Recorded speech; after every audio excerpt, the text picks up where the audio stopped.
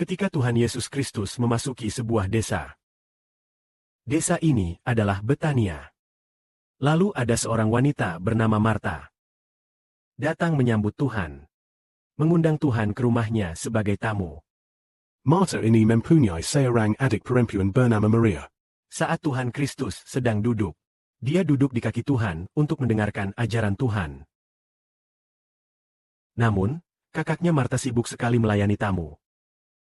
Maka dia datang dan berkata kepada Tuhan. Tuhan, Adikku membiarkan aku melayani semua orang sendirian. Apakah engkau tidak peduli? serulah dia membantuku. Lalu Tuhan berkata kepadanya, Marta, Marta, engkau khawatir dan menyusahkan diri dengan banyak perkara. padahal hanya satu saja yang perlu. Hal yang perlu itu adalah mendengarkan ajaran Tuhan. Kini, Maria telah memilih bagian yang terbaik, yang tidak akan diambil daripadanya. Maka hari ini saudara Sibo ingin bertanya, Maria memilih bagian yang terbaik. Apakah bagian terbaik Maria itu? Mari kita tanya saudari Zhaoya. Saudari Zhao, Kalau itu saudari mau jadi Marta atau Maria? Marta sangat mengasihi Tuhan loh. Dia berusaha keras menjamu Tuhan dengan antusias, membuat banyak makanan untuk Tuhan makan. Tetapi Maria tidak seperti Marta. Dia hanya duduk diam di samping Tuhan mendengarkan ajaran Tuhan. Jadi menurut saudari, kamu ingin memilih berkat yang mana? Memilih berkat membuat makanan untuk Tuhan?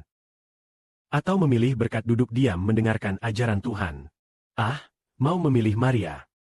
Duduk diam mendengarkan ajaran Tuhan. Benar, harus jadi Maria yang duduk diam mendengarkan ajaran Tuhan. Nah misalnya kita sekarang ini, saudara Sibo sedang menyampaikan kebenaran.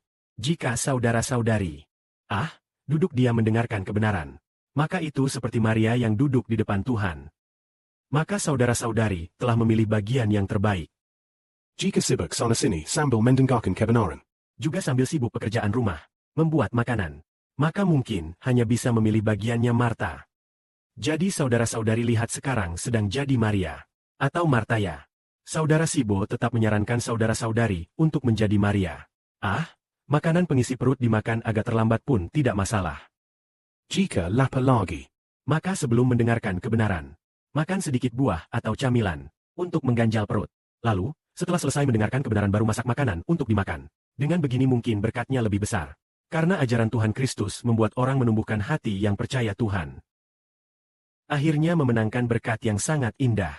Seperti halnya Maria ini. 1 minggu sebelum Tuhan berkorban, dia mengurapi Tuhan dengan minyak wangi.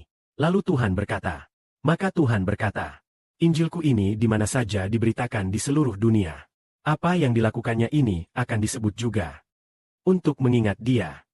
Maka terlihat Maria mengerti untuk mempersembahkan yang terindah bagi Tuhan. Jadi mengenai Maria mengurapi Tuhan dengan minyak narwastu. Apakah ada hubungannya dengan Injil Tuhan?